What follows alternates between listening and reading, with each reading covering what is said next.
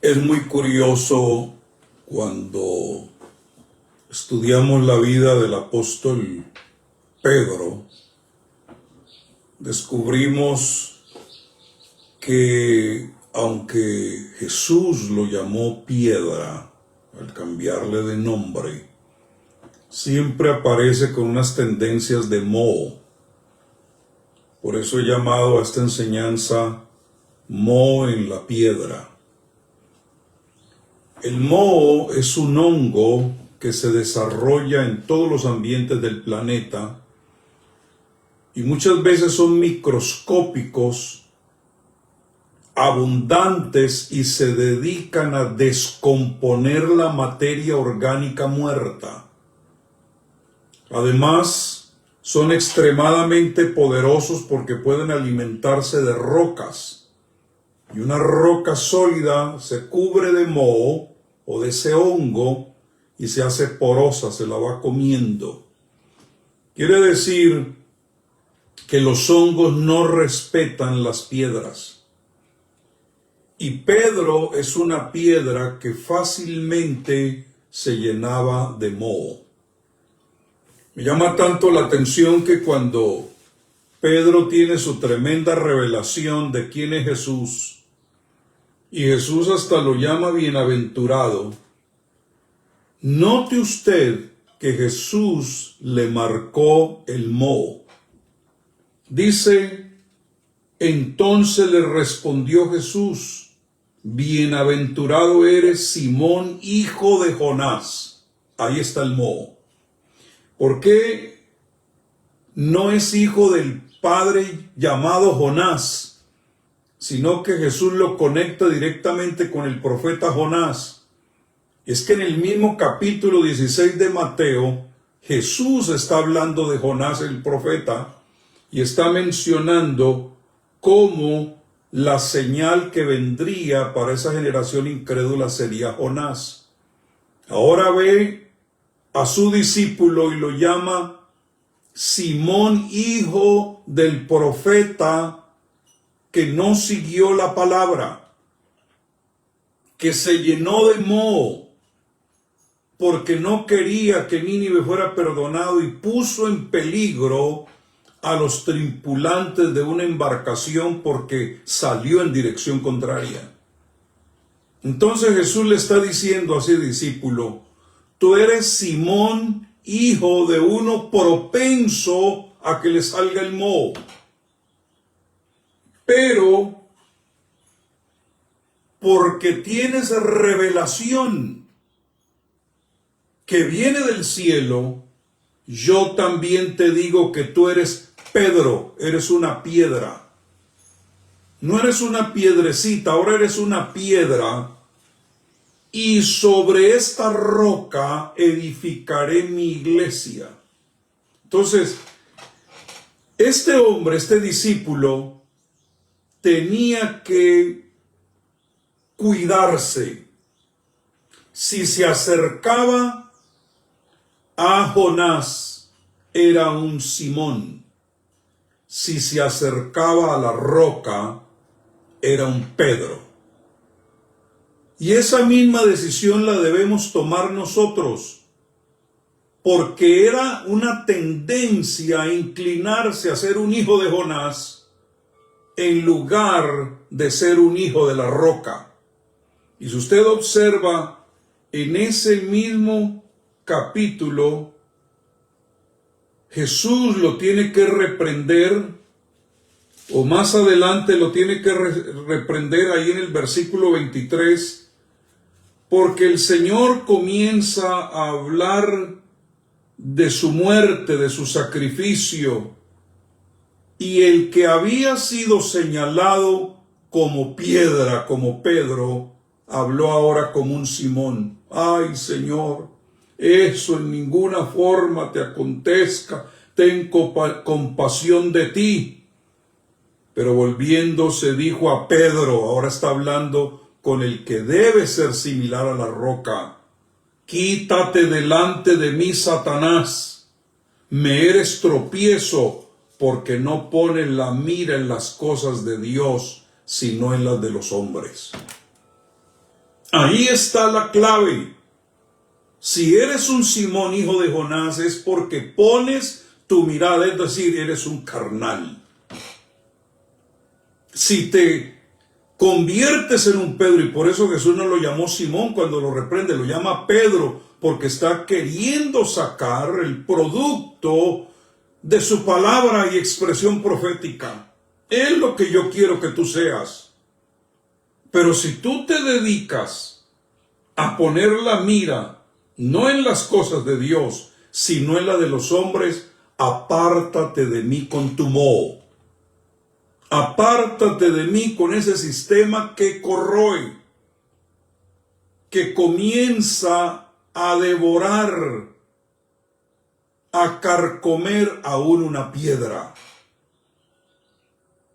Y yo los estoy invitando en esta hora para que usted tome una decisión. O eres un Simón que pone su mirada en las cosas de los hombres, o una roca que pone su mirada en las cosas de Dios. Si pones tu mirada en las cosas de los hombres, apártate de mí, Satanás.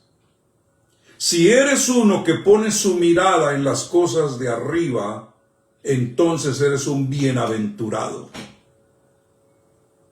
Y eso provoca un cambio de naturaleza.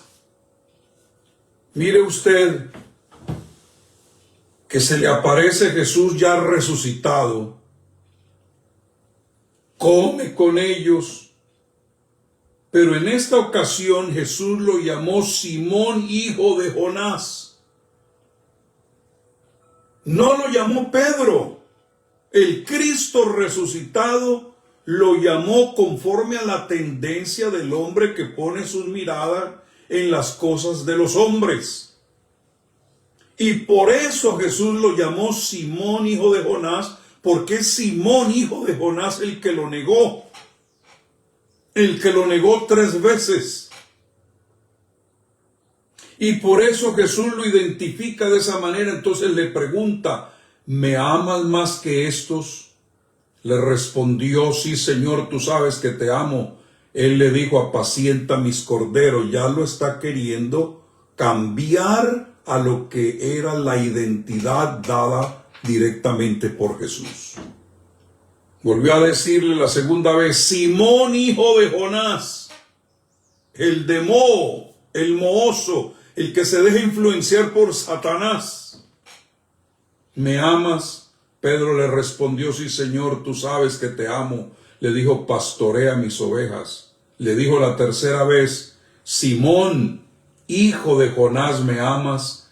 Pedro se entristeció de que le dijese la tercera vez, ¿me amas? Y él respondió, Señor, tú sabes todo, tú sabes que te amo. Jesús le dijo, apacienta mis ovejas.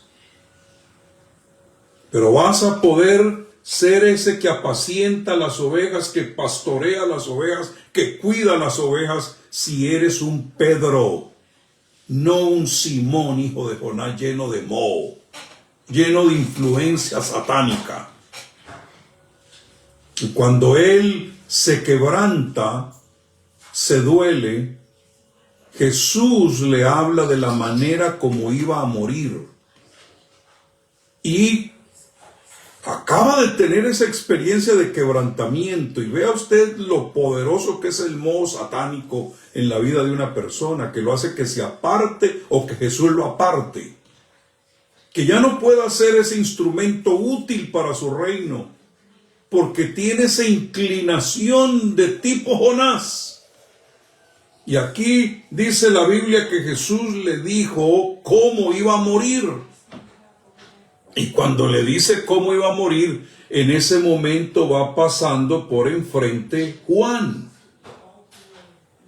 Y cuando vio que Juan iba pasando por enfrente, le dice a Jesús, el que recién había sido quebrantado, señalado como un Simón, le dice a Jesús, ¿y qué de este? Si yo voy a tener que morirme de esa manera como tú lo estás indicando, que me van a llevar a fuerza y voy a tener que dar mi vida, voy a tener que ser sacrificado. ¿Y este qué? porque yo sé que este discípulo básicamente es como tu favorito, Jesús. Y el mismo Juan dice que estaba refiriéndose a quien amaba a Jesús. El mismo que en la cena se había recostado al lado de él y le había dicho: Señor, ¿quién es el que te ha de entregar? Todos sabían que Juan era el discípulo amado, el que se recostaba en el pecho del maestro, y ya Pedro, como Simón, le tenía la mirada puesta. Entonces hay personas que tienen un encuentro tremendo con el Señor en una celebración, en un campamento, en un retiro espiritual, pero le sale el moho, le sale la influencia de Satanás en sus vidas. Y aquí vemos al Pedro que recién está quebrantado porque Jesús le pregunta 3 veces para redimirlo de las 3 veces que lo negó. Y aquí está ahora envidiando a Juan y diciendo: pues Señor, si yo voy a tener que morir de esa manera, ¿y este qué? O porque tú lo amas tanto, no va a tener que pasar ese tipo de muerte mía. Y otra vez Jesús lo tiene que reprender. Y le dijo: si quiero que él quede hasta que yo venga, que a ti, es decir, no te metas. Porque por estar de metido, solamente sígueme. Deja de estar mirando a los demás. Deja que el enemigo te influencie y te haga perder el rumbo y tu meta. Porque es cierto que este Juan es mi discípulo amado, pero tienes que entender que el que se va a poner en pie el día de Pentecostés eres tú, como una piedra, no como un Simón. Entonces tengo algo para ti. A ti se te ha dado las llaves para abrir el reino el día de Pentecostés y en casa de Cornelio y todo el proyecto que tengo contigo.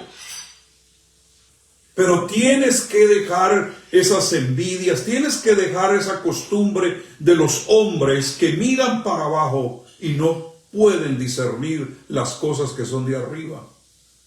Noten ustedes que el mismo apóstol Pablo tuvo que reprenderlo duramente delante de todos en la carta a los Gálatas. ¿Por qué?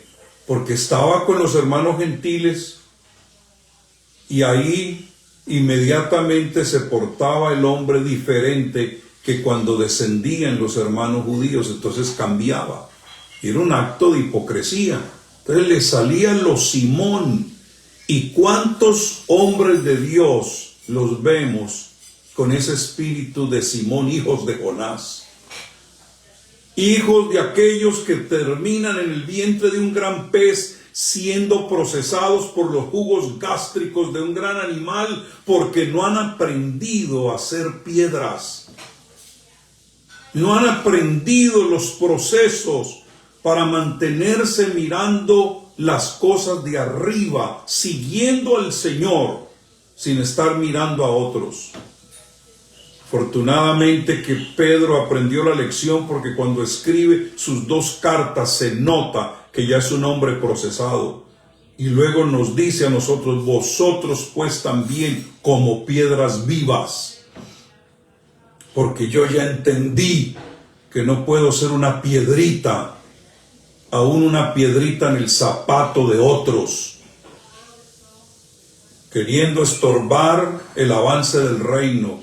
Imagínate que hubiera estorbado como Simón el que Jesús fuera crucificado, ¿cómo estaríamos todos nosotros ahora? Imagínate tú, donde él hubiera seguido envidiando a Pedro, a Juan, no hubiera podido predicar el día de Pentecostés. Hubiera causado un trauma en la iglesia de los Gálatas que de por sí Pablo los tiene que exhortar duramente, y es la única iglesia a la cual no le habla de la venida del Señor, porque también tenían esas tendencias judaizantes. Entonces, amados, debemos tener mucho cuidado que no nos salga moho en la piedra porque se la come. El enemigo es astuto. Mira al hermano fulano, guardando resentimientos, guardando odios, sentimientos adversos contra otras personas. ¿Y qué sucede? Se te comienza a corroer el alma y comienzas a perderte de grandes bendiciones y de lo que Dios tiene para ti. Por eso Jesús le dice, ¿qué a ti? No abras la puerta por estar mirando a otro lado. Sígueme, y para que me sigas me tienes que mirar es a mí. Porque tú eres Pedro si pones tu mirada en la roca, pero eres un Simón si sigues las tendencias de Jonás. Y hoy es necesario que tomemos una determinación para que podamos nosotros realmente ser perdonados y restaurados. Y no poner la mirada en los Juanes, no poner la mirada en el otro, en el fulano, en el mengano, ni tampoco estar queriendo desviar el propósito eterno de Dios, sino dejarnos llevar por el río de Dios y no nadar contra corriente. Ya basta de competencias, ya basta de envidias. Ya basta de estar haciendo el ridículo y queriendo estorbar hasta el mismo Jesús en su obra redentora. No, tú no has sido llamado para ser un impedimento en la obra redentora. Tú has sido llamado para predicar el sermón poderoso del día de Pentecostés. Para poderle indicar a la gente cuál es la respuesta cuando preguntan, varones hermanos, ¿qué haremos? Entonces aquí vemos al hombre de piedra mostrando una mancha, mostrando moho. Y si lo quiso dañar a él, te puede dañar a ti también. Quisiera tener el tiempo para poder decirles a ustedes que todos nosotros tenemos un enemigo que le gusta aventarnos moho. Y es un enemigo real. Muchos lo conocen como Satanás, otros como Lucifer, otros como Belcebú, otros como el diablo, la serpiente antigua, pero lo cierto es que tenemos todos un enemigo que le gusta con intenciones maliciosas dañar la creación y el propósito de Dios. Jesucristo lo señaló y dijo, Él fue homicida desde el principio y nada tiene que ver con la verdad porque no hay verdad en Él. Cuando miente, habla de sí mismo porque es mentiroso y padre de mentira. Entonces, apártate de mí con tus mentiras, con tus malicias. Apártate de mi vida, apártate de mi ministerio, tratando de echarme moho para carcomer el propósito, la santidad de Dios, el proyecto de Dios, la dimensión de Dios de ser un hombre de revelación y un bienaventurado. Hermanos, en el enemigo no hay verdad, no hay bien, no hay amor, no hay esperanza, no hay nada de eso. Y todo el que se mete en ese mismo sistema es del diablo, porque él es padre, quiere decir que tiene sus hijos. Y cuando usted permite que las palabras del enemigo penetren en su vida y te pones de acuerdo con ellas, entonces directamente te estás oponiendo a la palabra del Señor que te está llamando bienaventurado. ¿Por qué? Porque el propósito del enemigo, a quien Jesús dijo, apártate de mí, Satanás, es matar, robar y destruir. ¿Y qué es lo que quiere destruir? Todo lo puro, todo lo que le traiga gloria a Dios. Todo lo que tiene que ver con la imagen de Dios en el hombre, el enemigo la quiere destruir. Mire qué tan mohoso es este miserable, que una de las estrategias de moho que él le tira a los hijos de Dios es hacerlos dudar de la palabra de Dios.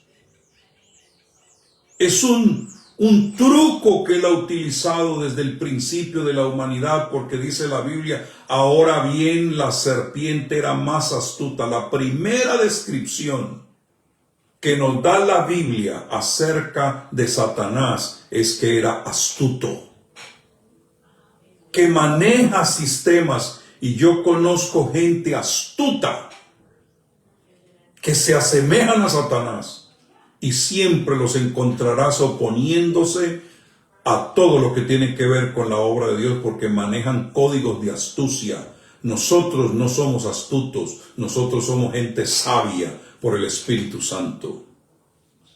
¿Y qué es lo que hace con astucia? Hacerte dudar de la palabra de Dios, con que Dios te ha dicho, con que Dios te habló, con que te está prohibiendo comer algo que te va a abrir el entendimiento. No, hombre, no te vas a morir. Desobedécele a Dios y no te vas a morir. Antes, al contrario, se te van a abrir los ojos y vas a ser como Dios, sabiendo el bien y el mal. Entonces, Satanás, su trabajo de astucia es hacerte dudar de la palabra de Dios, hacerte dudar de todo lo sagrado, de tu propio llamamiento, y te quiere hacer creer que esta palabra que tenemos nosotros no es tan infalible como nos han dicho, que incluso las promesas de Dios no te van a llegar. ¿Y qué es lo que sucede? Te vuelve una persona escéptica, llena de moho, y comienzan a tratar algunos de probar que la palabra de Dios no es verdad, que Dios está equivocado y que no nos ama tanto como Él dice. Cuando usted comienza a dudar de las cosas que Dios dice, entonces te pierdes de un poder extraordinario, y es que la fe viene por el oír, y el oír la palabra de Dios, y cuando tú oyes la palabra de Dios, te conviertes en un movedor de montañas. Y esa duda, esa incredulidad infecta las mentes, infecta familias enteras, hace que muchos tropieces, como sucedió en el jardín del Edén, al punto que hizo que lo perdieran todo lo que Dios les había entregado en Génesis 1:26, lo perdieron por dudar de la palabra de Dios, por astucia. Quiero recordarles algo, amados. Dios no miente. Dios no es hombre para que mienta, ni hijo de hombre para que cambie de opinión. ¿Hablará Él y no actuará? ¿Prometerá Dios y no cumplirá? Números 23:19. Otro moho que el enemigo está aventando en este tiempo, en los Simones, hijos de Jonás, es el miedo, es el temor. Y a través de ese temor causa pánico ante el menor susto. Creyentes que deben ser valientes, llenos de fobias. En vez de tener su mirada puesta en Jesús, la tienen puesta en las cosas inmediatas, en todo lo que nos están diciendo, y viven plagados, llenos del moho, del miedo y del temor, con una frasecita popular: ¿qué pasaría si? ¿Y qué tal si? Y de repente no. Entonces viven enfocados en lo que no pueden, en lugar de poner una fe completa en Jesucristo y decir: todo lo puedo en Cristo que me fortalece. Hermanos, el miedo es un aislante, es un estorbo para la fe. Es un limitante que no permite que la gente descanse en Dios. Pero cuando usted oye su palabra trae paz, trae sabiduría, trae amor y una mente sana. Mi Biblia dice que no hay temor en el amor, sino que el amor perfecto echa fuera el temor, porque el temor tiene que ver con el castigo. Y el que teme no ha sido perfeccionado en el amor. Primera de Juan 14:18.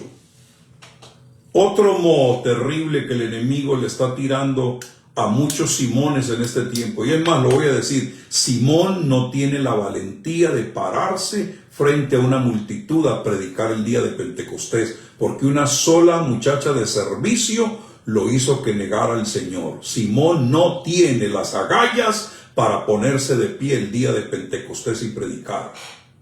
El que se puso en pie fue Pedro, porque estaba lleno del Espíritu Santo. Era una piedra, no una piedrecita. Así que cada vez que el enemigo le avienta moho para que usted no abra la boca y comparta el Evangelio, usted es un Simón, hijo de Jonás, que huye de predicar el Evangelio, que huye de su responsabilidad de anunciarle a Nínive que hay una esperanza y hay una solución. Hermanos, la gran diferencia que hay entre un cristiano y un cristino es que el cristiano le gusta compartir las buenas nuevas del Evangelio, que obedece Mateo 28:19 y que considera que ese es su más grande privilegio y no permite que el enemigo utilice ningún truco para ponerle moho en su lengua para no hablar de las buenas nuevas de salvación. Hermanos, yo me quedo sorprendido cuando de repente comienzan a llegarme involuntariamente cosas que comparten algunos que están agregados a mi Facebook. Unas majaderías. Las redes sociales usadas solamente para compartir hasta videos grotescos. Y cuando yo veo eso, tiendo a eliminar a esas personas porque se hace invasivo. Hermanos, ¿por qué no utilizar las redes sociales para poner mensajes de inspiración que puedan cambiarle y resolverle la vida a alguien? ¿No creemos que ese mensaje que se puede convertir, pasarse por un mensaje virtual, se puede convertir en algo presencial? Que tú compartes virtualmente la palabra de Dios con amor y con compasión y se hace presencial el poder de Dios en la vida de esas personas. Entonces, amados, ¿para qué estar compartiendo 100% todo lo que hace el enemigo? Cualquier cosa, ¡pum!, allá aparece en las redes sociales. Ya hay bastante de eso. Utilicemos nosotros nuestras redes para adorar en silencio a Jesús, para aprovechar cada momento, cada oportunidad y cada ocasión para difundir el Evangelio de Cristo. Yo donde quiera que voy tengo una fórmula, un mesero, alguien que me atiende en una oficina, donde quiera que yo voy, en el momento que el Espíritu me da la impronta, le pregunto a esa persona, ¿conoces a Jesús? Algunos me dicen, sí, es el que lava los platos allá adentro. No, es otro Jesús, que yo quiero preguntarte si lo conoces. Otros me dicen, no, ¿quién es? No sé de quién está hablando. Una oportunidad para hablarles de Jesucristo. Otros me dicen, sí, lo conozco, entonces me alegro con esa persona. Hermanos amados, no nos avergoncemos de compartir el Evangelio por cualquier medio, porque dijo el apóstol, porque no me avergüenzo de la buena noticia acerca de Cristo, porque es el poder de Dios obrando, salvando a todo el que crea, al judío primeramente y también al gentil. Romanos 1:16. Otro modo que el enemigo le avienta a las personas es hacerlos vivir en vergüenza. Porque cuando el enemigo te recuerda tus indiscreciones, tus inseguridades, se convierten en un esquema donde aprovecha el enemigo para que no tengas libertad para adorar a Dios. Si el enemigo te convence que tú tienes un pasado que te descalifica para recibir el amor y la gracia de Dios, nunca vas a llegar a aceptar la palabra de Dios por completo. Siempre te estará recriminando para silenciarte cuando hay un poder impresionante para salir de esas derrotas y de esas frustraciones, y es entender lo que la palabra de Dios tiene que decirnos a nosotros conforme a situaciones que posiblemente avergüenzan, y que no debes estar enfocado, es que hice mal, es que no me porté a la altura, etcétera, etcétera. El enemigo es experto en recordar. El enemigo es experto en hacerte sentir indigno de adorar a Dios, aún de recibir bendiciones. Hoy he oído a gente decir, es que yo no me lo merezco. Es que será posible que Dios me pueda bendecir cuando tengo esto y esto otro que he cometido. Y comienzan a meterse entonces en un espíritu de autocompasión, de conmiseración, y todo el tiempo golpeándose el pecho como que no hay salida, como que el mayor problema para Jesús es el pecado. No, querido, Jesús condenó al pecado en su carne.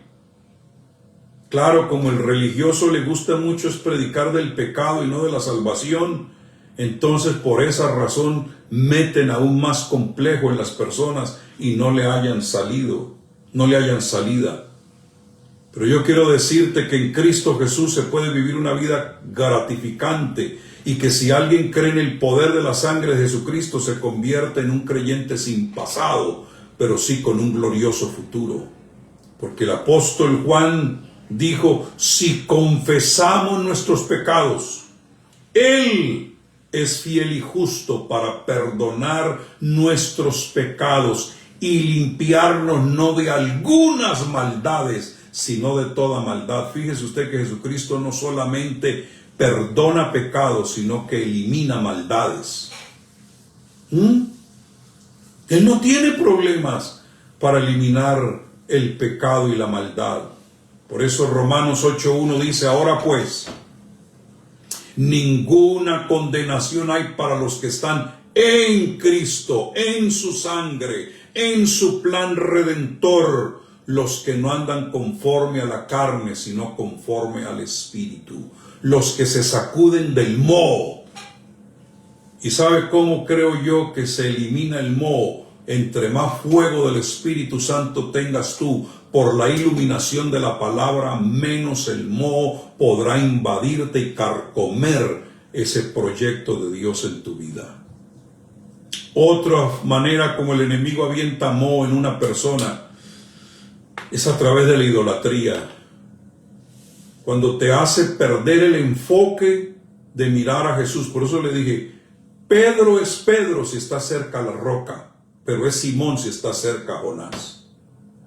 Tú eres una persona llena de bendición, llena de promesas, si estás pegado a la palabra de Dios. Pero si tú cambias al Dios verdadero por un ídolo, inmediatamente el moho comenzará a salir, porque toda persona comenzará a parecerse al ídolo al cual adora. Ustedes pueden ver en el Antiguo Testamento que literalmente ponían objetos para adorarlo. Y quizá en este tiempo los cristianos de hoy pues no tengan un santo colgado, ni un Buda, que es la moda en este tiempo, un becerro de oro, o una estatua del mismo Jesús o de la Virgen o lo que sea. Pero muchos, cuando los examinamos, tienen ídolos. Por ejemplo, se ruborizan con un cantante, con una figura artística. Se quieren desmayar. Gritan cuando ven a su figura, que ni sabe ni quién es usted, ni cómo se llama, ni le importa su vida. Es decir, que los lleva a idolatrarlos, a ponerlos en un pedestal. Y es un truco que el enemigo utiliza para acabar aún con las personas más inteligentes. ¿Por qué? Porque es una manera sutil de desviar la adoración al verdadero Dios a objetos o a individuos. Y comienzan por años a adorar cosas que de repente parece que son buenas. e inofensivas. Pero si es tu enfoque principal en tu vida, ya no es algo positivo. Por ejemplo, aquel que va al gimnasio y ver sus músculos ahí en el espejo y pone hasta el celular enfrente, una estupidez completa, y ya todo lo que ve es su músculo y músculo y músculo, y es lo que ya su enfoque está ahí. Ya no es ejercicio, ya no es asunto de cuidar la salud, ahora es verse en el espejo, ya es un hedonismo. Y si de repente algo sucede con esos músculos, se les va la esperanza y se les va la felicidad. ¿Por qué? Porque ya no tienes tu mirada puesta en las cosas de arriba, sino en las de los hombres. Entonces te metes en un peligro, porque la idolatría trae desesperanza. El único que tiene cosas buenas, el único que da cosas buenas es el Dios verdadero. Y necesitamos estar dispuestos a abandonarlo todo lo que se interponga por Él. Él debe ser nuestra prioridad.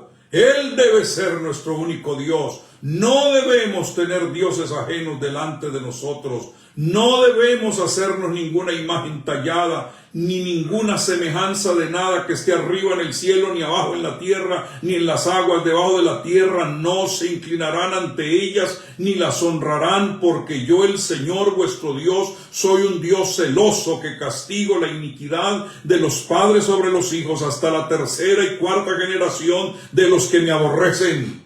Pero si dejas la idolatría, entonces esta otra cláusula que aparece aquí es para ti: pero que tendrá misericordia a millares de los que me aman y guardan mis mandamientos.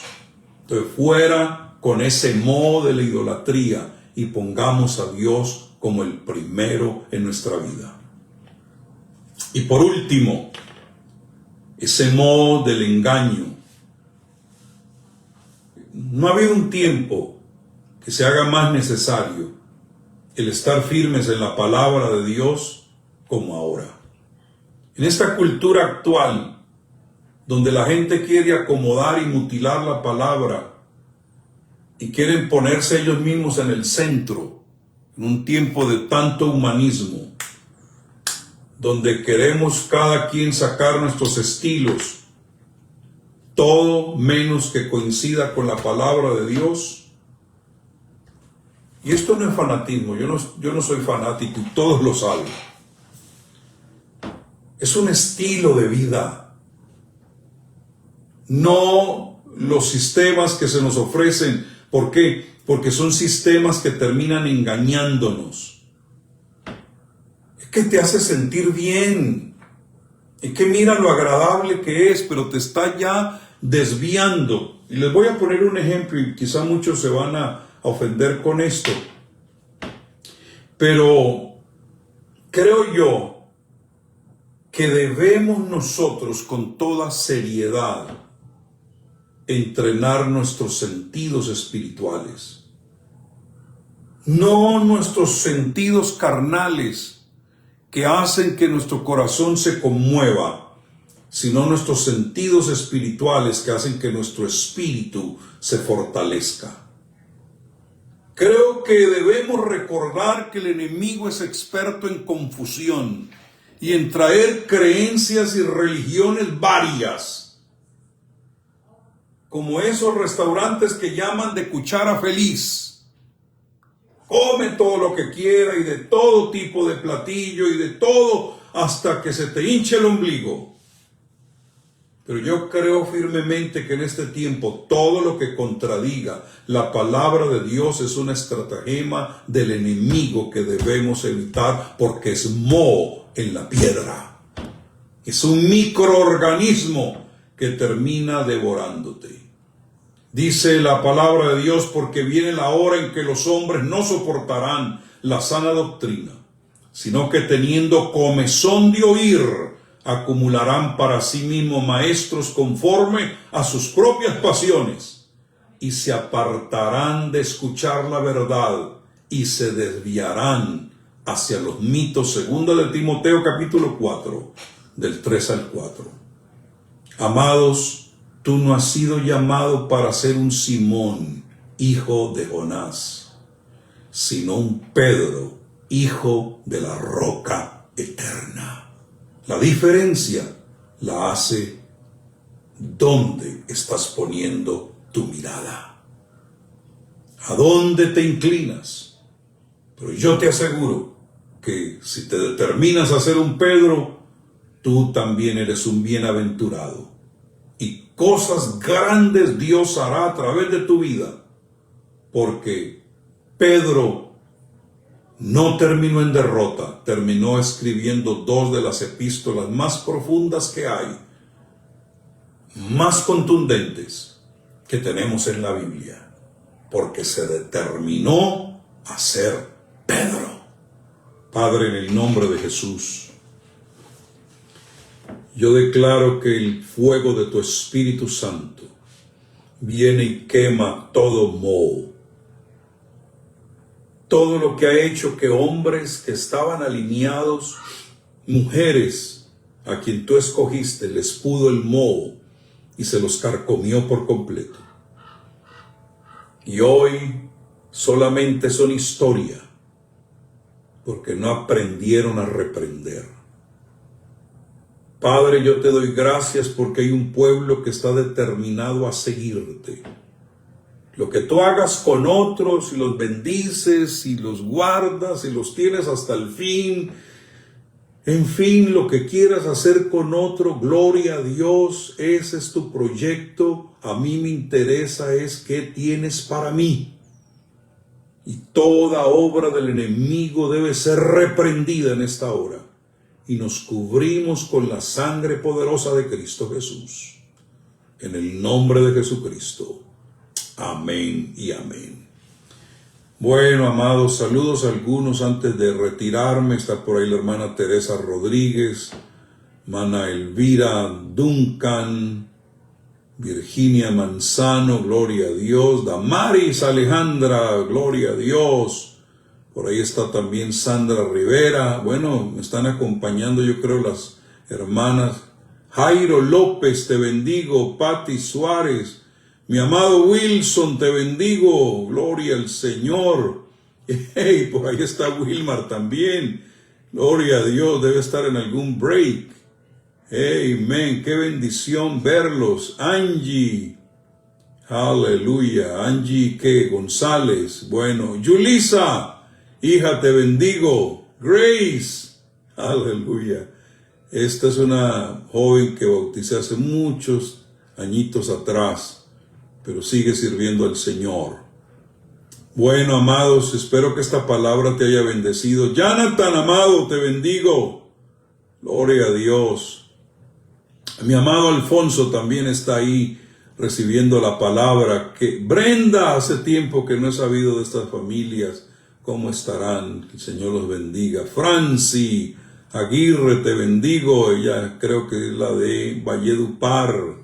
Gloria a Dios. Acabamos de iniciar 2 nuevos ministerios en Valledupar, algo maravilloso. Milciades Torres. En fin, bueno, todos un abrazo, se les ama, les bendigo en el nombre de Jesús. No olviden que ya estamos por comenzar nuestra escuela profética. Esa escuela profética nos va a llevar por 16 semanas. Vamos a tener 2 sábados de intermedio para retomar ánimo, porque va a ser unos intensivos muy fuertes con sus ministraciones.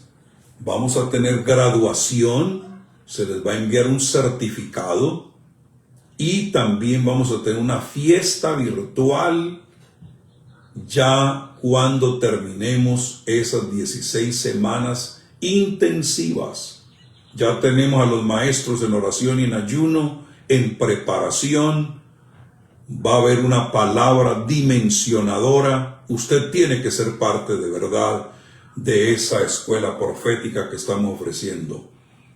También quiero decirles que una de las razones es que ante tanta cosa que se dice y se hace y tanta confusión que el enemigo quiere meter, es muy bueno ajustarnos a la palabra. Les aseguro que estaremos velando que sea instrucción directa de la palabra, para que tengamos un pueblo de verdad profético sano en esta última hora. Entonces, amados, te bendigo, les amo en el nombre del Señor y adelante y hacia arriba. Bendiciones.